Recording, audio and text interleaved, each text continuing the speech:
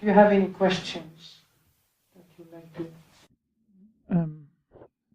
or anything that you like to clarify in your what you've been doing so far? And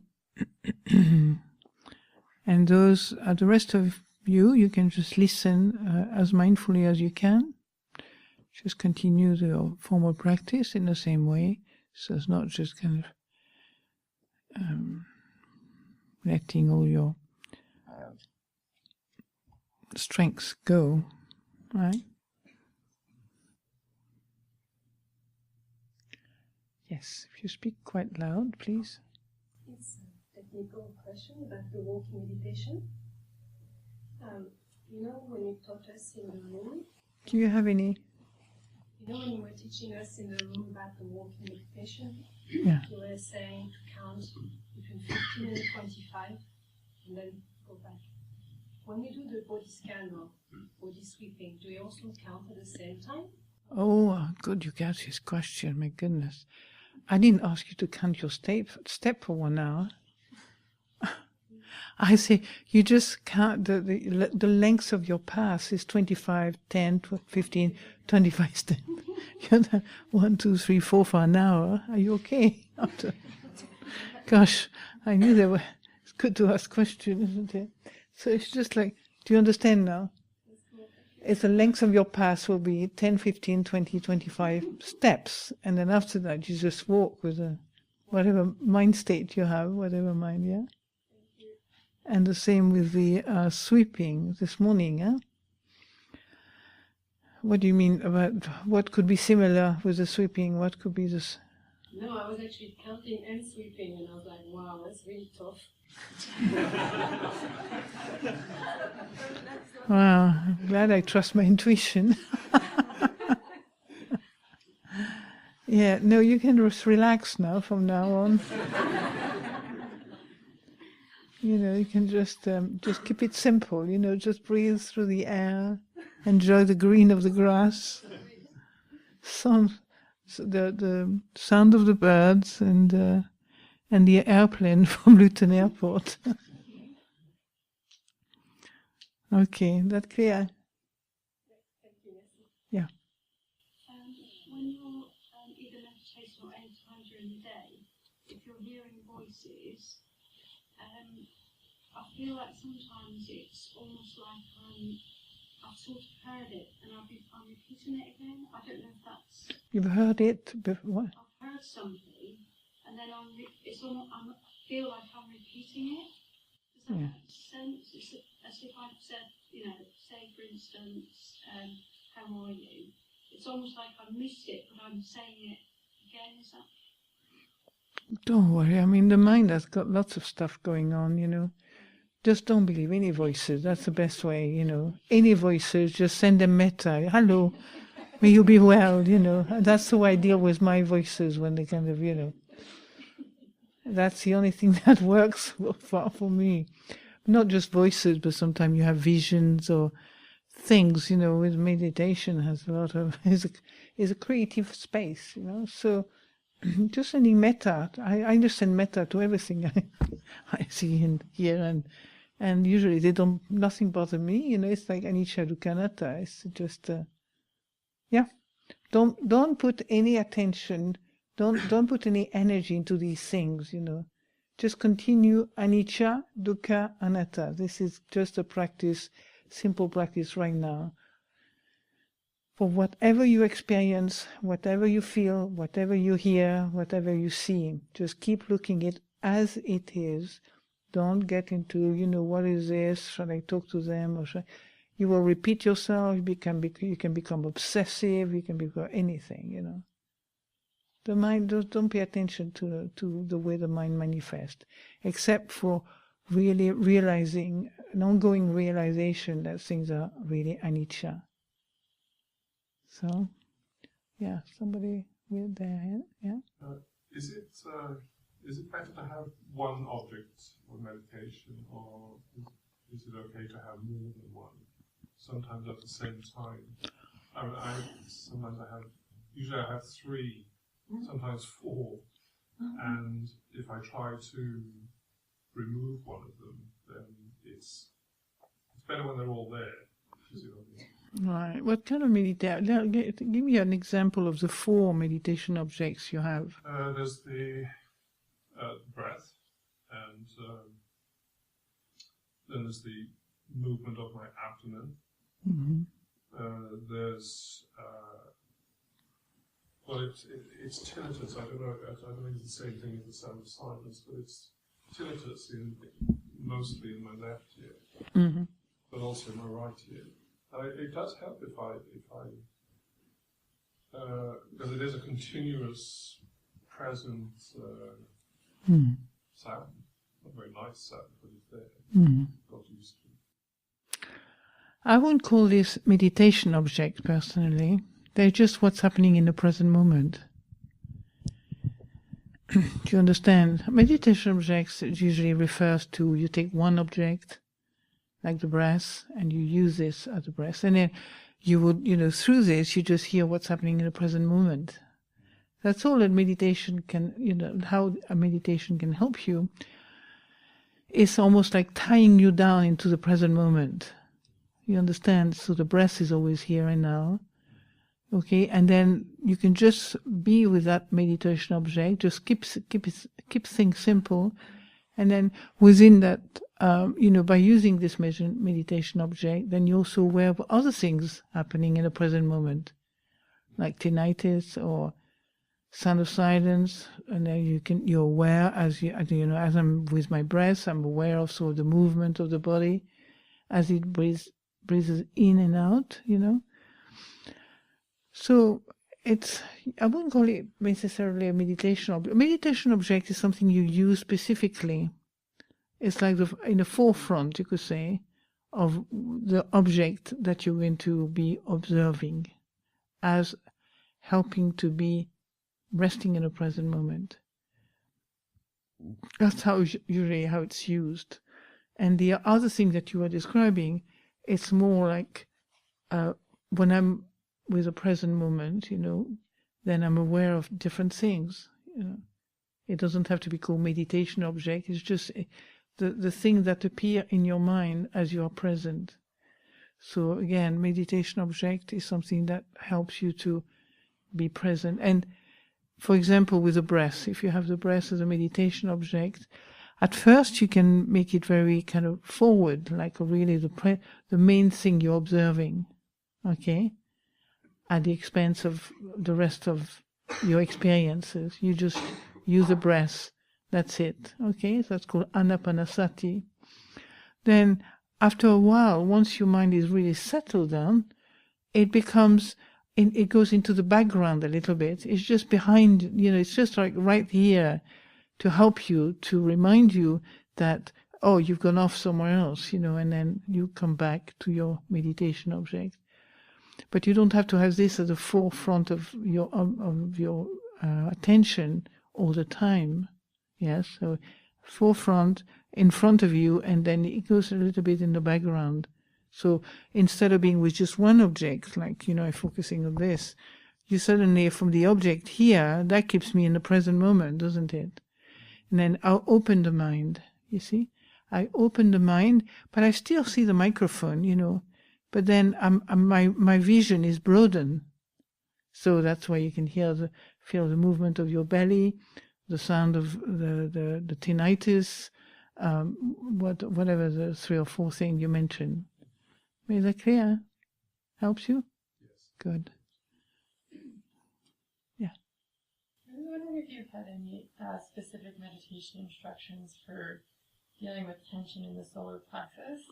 I think compared to any other part of my body, it's something I struggle with, and it kind of reverberates throughout. Yes. Tension in the solar plexus. You're not the only one, I can tell you. So I got many friends in the same bag. Trying too hard to relieve the tension in the solar plexus can actually add up to tension. You know what I mean? The main thing you can do with tension in the solar plexus is just to bring a gentle attention with a clear sense that you don't want to get rid of it necessarily. So the Vibhava Tanha energy, that so strong. It's like the fear. Did I talk to you about how I was dealing with fear? Yeah? You try to get rid of fear, you try to do, and you think you're not trying to get rid of fear because you think you know better than that. Okay? That you're just going to be mindful of fear, but actually you're trying to get rid of them. You're not conscious. You're doing everything to get rid of pain. I mean, I'm an expert on that, not just fear, but also, tension in the solar plexus and so on. At some point you have to talk to yourself really kindly and say, it's okay. It's okay. It's like, and then that feeling of it's okay, it's like you allow your body to feel what it feels. That makes sense? You allow your body to feel what it's feeling right now. Maybe it needs to feel these things, you understand? It's like maybe you need to release it. That's how you release things. A lot of things is, everything is released by just consciously allowing to be. But, if you have a kind of a sense that it should not be there, a sense that if I really practice meditation correctly, I should not have this kind of thing. Don't worry, I've seen the scenario in every form and shape that the mind can conjure up, So metta can be quite nice, but not to get rid of anything, just to allow the body to feel what it needs to feel. And it's not easy. Yeah. Okay. Can I just clarify my understanding of concentration practice and vipassana? So the way I understand it, that whatever you may use in your concentration practice, for example, mindfulness of breathing or Vedana, or you're observing the mind directly and thoughts arising and thoughts passing, in my understanding that all is concentration practice, and it becomes vipassana practice when there is an element of investigation and inquiry, so it's almost more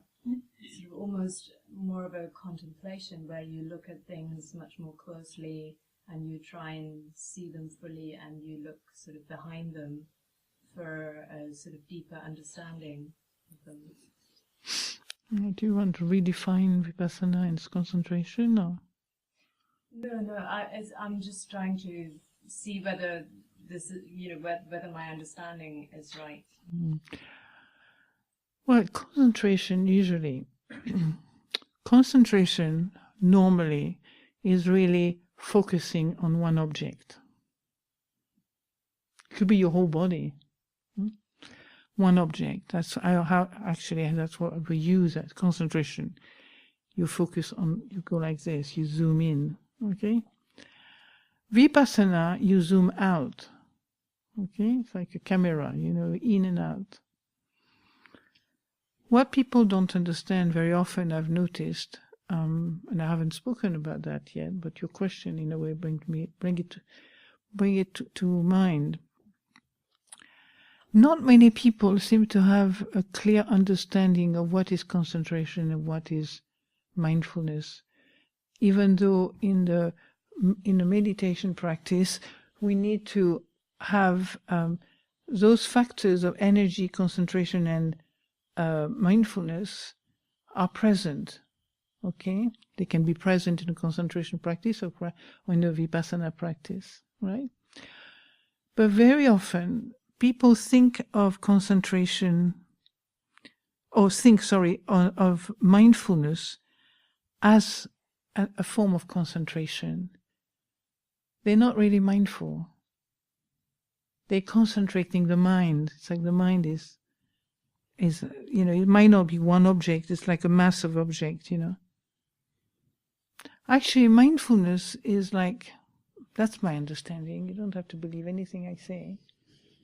But mindfulness is, I'm very Ajahn Sundara student, so I have a bias a little bit. I just love his mindfulness work.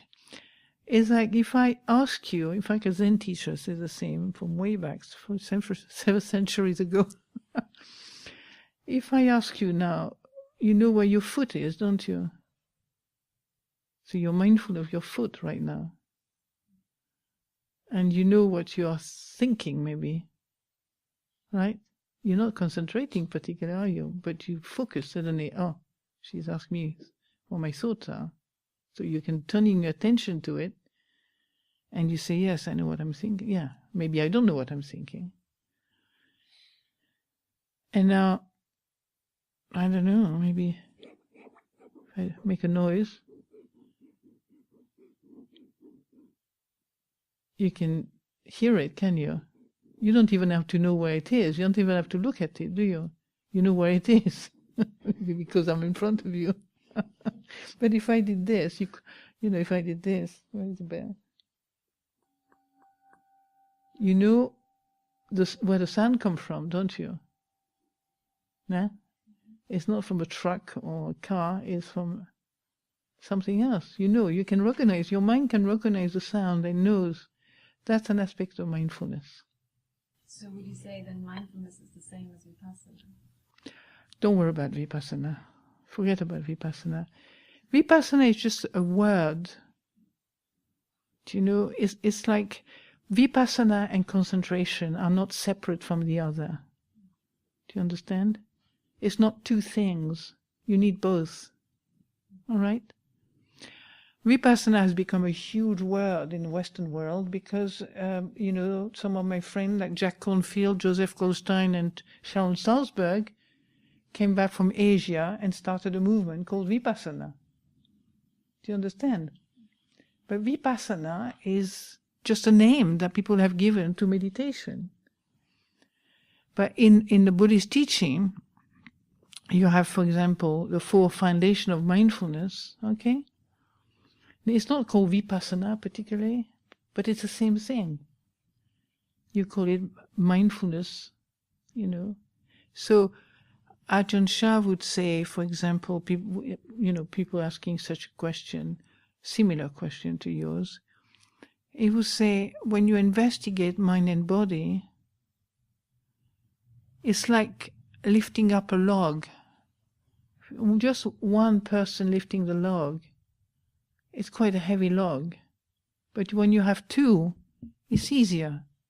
And he was referring to concentration and mindfulness.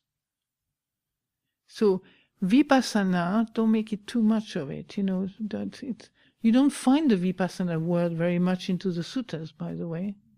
Okay? You find a mindfulness, you know, concentration. But vipassana, I don't find it very in many places. It's something we have known particularly in the Western world since Westerners came back from Asia and started a very useful movement called Vipassana tradition. So you could say you need both. You know, it's not like it's separate. One is separate from the other. There is a kind of concentration that leads to, for example, the jhanas and the absorption.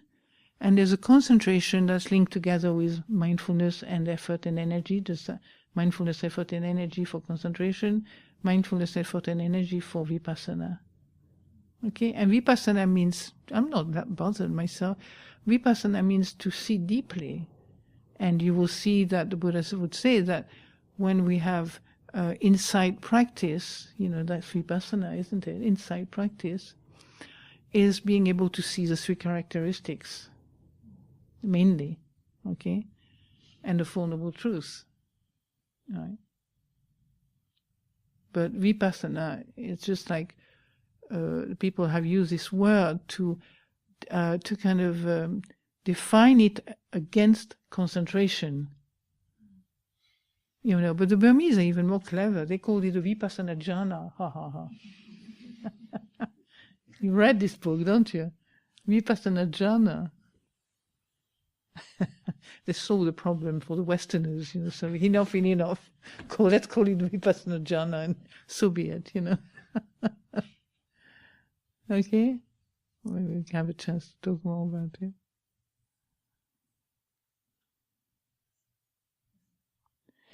Just call it exploration. That's much better, the whole thing. Exploration. You're exploring. You're like an explorer of your mind body. Yeah? And, well, okay, I'm just finished, not quite finished.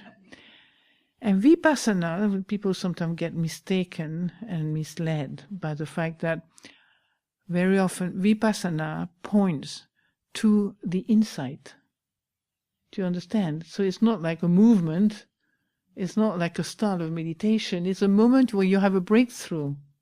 You see it clearly as it is. And it's simple to say, but it's another thing to actually experience it, It's different.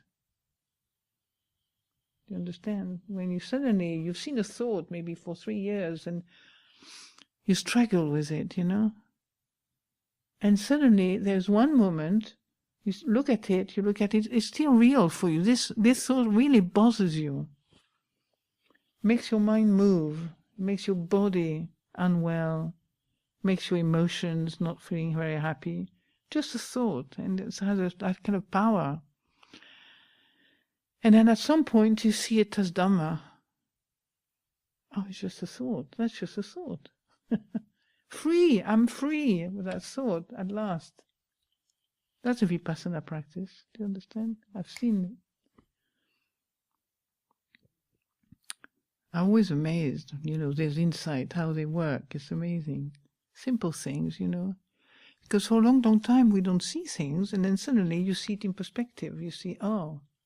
And of course, the wonder of the mind is like, disappears straight away, What was that? That's different, I saw it differently. Same with emotions, the same with feelings, it's the same with perception, it's the same with all the 5 khandhas, When you suddenly can see something as it is, but it's not as it is, like really vague, what does it mean as it is? Bring this together, guy living in next door, in a kind of country little village. You say, well, I've just been sort of spending 10 days to see things as they are. I think you think probably you're mad. What does it mean, things as they are? For some of you may know what it means, do you? No? Yeah? Yeah. Okay. We have a few minutes more if you want to have. Is that enough? Yeah? This morning you differentiated between mindfulness and being absorbed in a mindful state. I was wondering if you could elaborate a bit on that. Mindfulness and being absorbed in mindful states. Gosh, Are you British? Yes? No, I just wanted to make sure your accent, I can actually understand maybe, just it's an English accent, so I'm safe. Being absorbed, well, you got it wrong. When you absorb in mindful state, you're just off. You're just out of sync in the sense that you are, in a way, the idea of doing mindfulness is not absorption. Well, anyway, come and describe me your experience, because it's kind of a bit vague what you're saying. Well, this morning you said about the difference between the two, and you implied that being absorbed was a bad thing. I just slightly worried that I think being mindful, in fact, I'm being absorbed in a mindful state. Yeah. But I didn't say being absorbed is a bad thing. I tend not to sort of speak like that. But I think I know what you mean, but I'm not 100% sure. What I was saying maybe is that sometimes let me see. Let's go slowly with that because it's really an important thing. Sometimes people think they are mindful when they are just absorbed into the present moment, and they're absorbed into something. They're not clear. They don't see things clearly.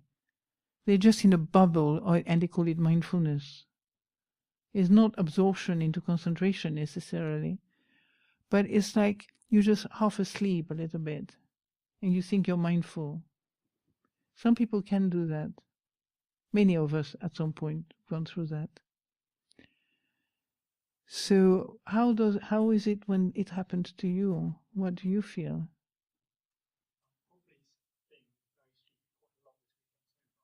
That's right, exactly. That's what you feel when you absorb in mindfulness, you sleep. You see? Because mindfulness means waking up, So, yeah. Yeah. So what is then what happened at that moment is that you are not truly mindful. I mean, you may be mindful, maybe mind is more subtle in a way. There's more nuances in the mind that we think, So sometimes when you're kind of mindful, or let's say of mood, for example, like tiredness, or fatigue or whatever, or sleepiness, sometimes you're not more, you're mindful maybe at the beginning, and then suddenly you just kind of become this sleepiness, and you're just mindful of becoming sleepy, and you're mindful of actually losing your complete wakefulness, right? And that's when you sink, the mind just sink. Yeah? It loses its energy. So this is why with mindfulness is always good to have many things help to stay mindful. For example, you can even ask question, what's happening now? That you wake the mind up. You have to wake the mind up. If you're not wake up, your mindfulness is not functioning. So thing like some tradition have used the word, who am I? It's like poking your consciousness almost. You poke it. It goes, like that. And it's an image, I don't think it works like that quite. But it sort of it deflates itself, instead of being really bright. And so sometimes just asking the question, what am I feeling right now? It's a skillful means, what am I feeling? Okay? Am I awake? You can just ask question, probe. It's like probing the mind. Then you will know if you're completely asleep and you can't even feel what you're feeling anymore, or if you can actually know I'm feeling heavy or light. You need to help the mind to stay woken up sometimes, when you absorb. So you don't need to make a big deal about it. You just have the feeling that you experience of absorption in mindfulness. If you absorb, you have to be aware that you're absorbing. That's mindfulness. Yeah? That you're absorbed into something. There's no mindfulness at that time where you just absorb and become something. You just need to see that you're becoming. Yeah? Makes sense?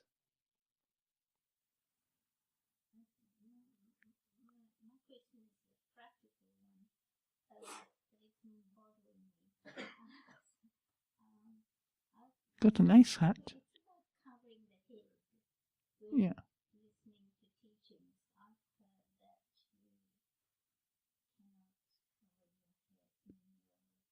Well, I don't mind if you cover the head. Even the nuns can cover their head if they need it, or monks also, if they need it for health reason or for, maybe you should close the window right above your head. Ask a tall person, like this gentleman behind you, might be able to cut the draft above yourself. That's the first step. So let's see what happened now. Are you feeling better?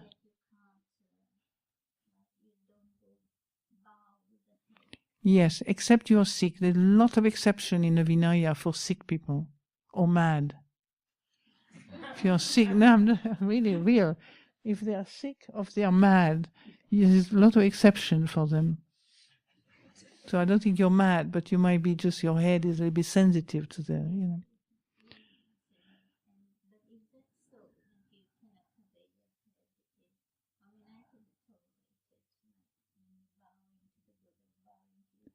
Well, it's the intention that counts. You understand? I mean, if you is your head feels cold? Does your head feel cold? Can you put up for 2 minutes while you're bowing with the Buddha? Good. And I can't wait to see you with a lovely hat. I like it very much. Nice colors. It's a matter, you know, in the end, it's a matter of one's own choice. You know, it's like you just reflect. Okay, maybe if I don't keep my hat on, I will feel sick. Okay? But if you keep your hat on, you know, it's fine. If you don't keep your hat on for intention that are wise, you know, that's no problem. Monks and nuns, we have even, you know, an exception. We can go on Pindapat in the village and so on, you know, and if we are sick, we can wear a hat on, receive alms food with a hat on. And when you bow to the Buddha, if your body is okay, if you can, you know, take your hat off, and if you feel that if you take your hat off and you're going to get pneumonia, then you keep it on.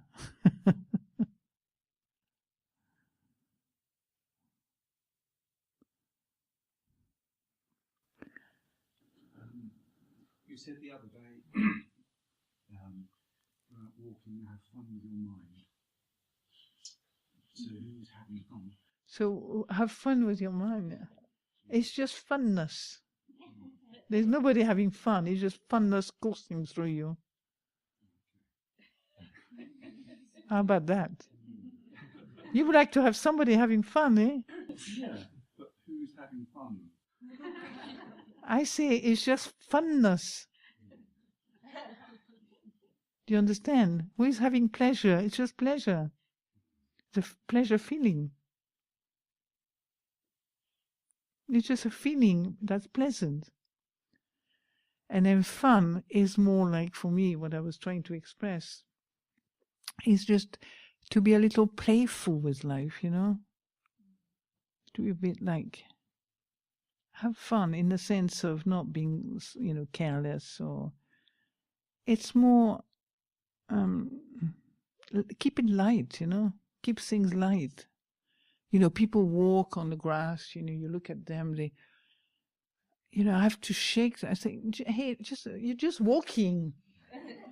What is this big deal about it? You're just walking like back and forth and enjoying, you know, right, left, left leg. You're looking at the grass, nice, you know, if you're a bit distracted, you want to look at that little kind of butterfly on down there. That's what I mean. You understand? It's like the wisdom of, you know, wisdom of, who's the Charlie Brown, you know. It's just like, just being with the way it is. It's just walking 10, 20 steps. And it's kind of fun in the sense that who would want to walk 20 steps for an hour? I mean, honestly, isn't it fun to do something as stupid as this? Quote unquote. It's not stupid. It's like, what the mind think? You know, it's like, you know, we have many minds in a way. And my mind has many kind of stories, you know, so. And then you have a kind of general kind of meditator. I'm going to do like,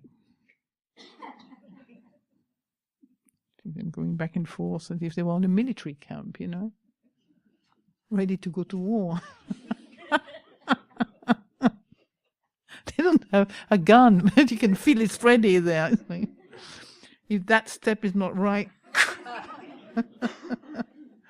I'll kill it. Of course, you will never kill anything, I'm sure. But that's what I mean, fun. Just kind of lighten up a little bit, you know. You're just an ordinary human being, you know, who have decided to follow the Buddhist path. And the Buddha said 2,500 years ago, do walking meditation. You know, nobody invented this. That's just what the Buddha said. But really, walking meditation is just walking. And you can do walking meditation. I mean, how many of us remember the monks from Thailand at Chethurst, you know, Jananandu and the other monks who, no, some of them are not around anymore or not even alive. But, you know, suddenly you can use wisdom. Is actually, this is just an exercise, okay? An exercise in Vipassana. Seeing things as they are. It's an exercise. It's like you play your, what do you call that? Scales, that's right. Every day, but you don't spend the rest of your life playing scales, do you? Oh, really boring. Imagine Tchaikovsky just just doing, scales all day long, leaving us just scales. That wouldn't be really attractive. But the Buddha just kind of gave us an exercise to develop this transcendent awareness,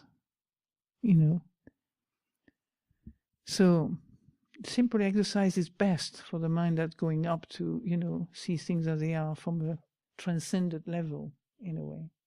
We transcend the view in terms of when you're mindful, you actually have a view from a non-deluded mind. Do you understand? And then you can see delusion. You don't need to believe me, just test it out. So, then you use your meditation practice to walking meditation to go to the shop, to cross the Amaravati, to go from one office to another. It's just a mindful walking, that's all. You understand? Mindfully walking. A lot of the time we just walk with our head, not with our feet. We keep thinking this, and that, and that. If you're not careful, you fall.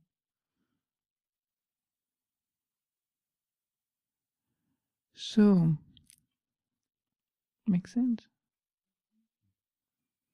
So just having fun is just being kind of just down to earth, I'm not doing a big thing. It's just like I'm cultivating more attentively the quality of mindfulness with this simple exercise.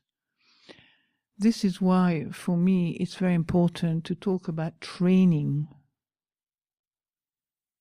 Now I'm just more open to talk about training, not just opening up to the vastness of the universe and seeing angels and all the rest of it, which is fine. I don't have any problem with that.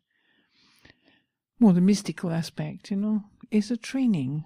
It's just exercise for developing the mind, cultivating the mind that can see through delusion.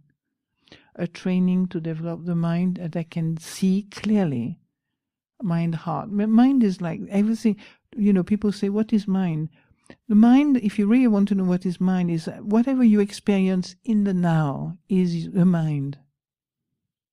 Everything you experience now is the mind. And it changes, right? I'm going to say one more thing before we go for tea. I think I've already told you this, but maybe some of you haven't heard it. It's like when Ajahn Sundara mentioned the body. The mind is not in the body is in the mind.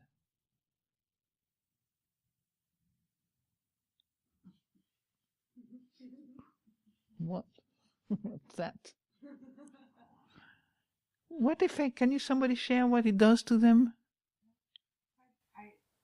The only thing I don't know if I understand, because when I have a way of understanding, but I'm not sure if it is what you mean. So my way of understanding is, well, everything I experience is the only thing that is interesting. There's nothing interesting. The body is in the mind because the only thing that's interesting is what I am aware of. Is that how I should understand? Well, the word interesting is your take on it, It's not, it could be really miserable as well, and happy and whatever, Is maybe what you mean interesting is something that's a thing that I need to care for, to be attentive to. Huh? Is that what you mean?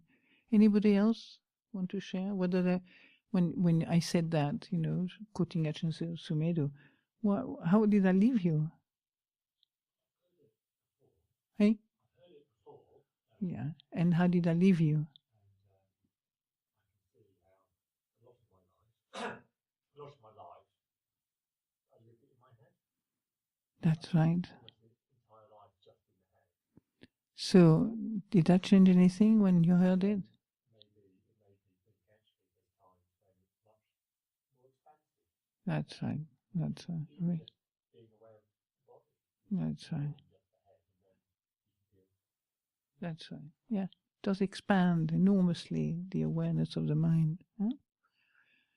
But you don't have to absorb yourself into those few words. The mind is the body, body in the mind, you know. But it's an interesting take on it, you know. You don't have to believe it. But certainly for some people, it really, the penny drops. Suddenly you know that what you experience doesn't have maybe a limit. It's in what you experience is now, so it's just what you see now, maybe. But the you know, the actual chitta, you know, you have a sense that you are in a little bag somewhere, you know. That's kind of closed there. But maybe that's not the case, you know.